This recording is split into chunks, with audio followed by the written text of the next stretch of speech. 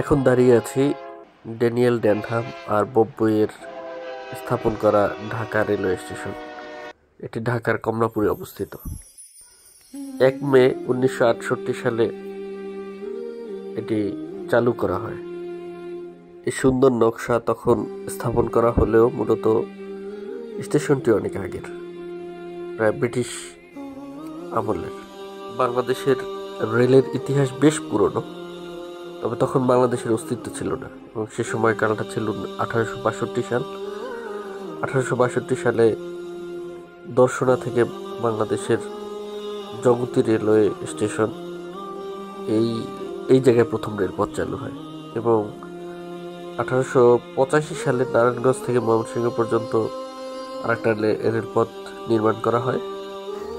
এরপর থেকে মূলত ব্রিটিশ সরকার আস্তে আস্তে বিভিন্ন জায়গায়, দুর্গম জায়গায়, বিভিন্ন পাহাড় কেটে রেল লাইন স্থাপনের কাজ করে এবং বাংলাদেশের বিভিন্ন অঞ্চল, বিশেষ করে সিলেট, তারপর চট্টগ্রাম সহ আরও অনেক জায়গায় নতুন করে ট্রেন লাইন দেওয়ার সূচনা করে এবং পরবর্তীতে পাকিস্তান আমলে বেশ কিছু ট্রেন লাইনের কাজের অগ্রগতি হয়। স্বাধীনতা পরবর্তী বেশ কিছু ট্রেন লাইন বন্ধ হয়ে যায়, আবার অল্প কিছু লাইন চালু হয়, তবে সেটা খুবই সামান্য।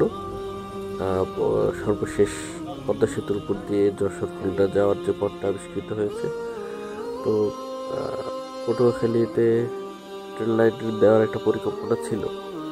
তো এখন আপাতত প্রজেক্টটি বাতিল আছে, আশা করি কর্তৃপক্ষ সেটার সুদৃষ্টি দেবে।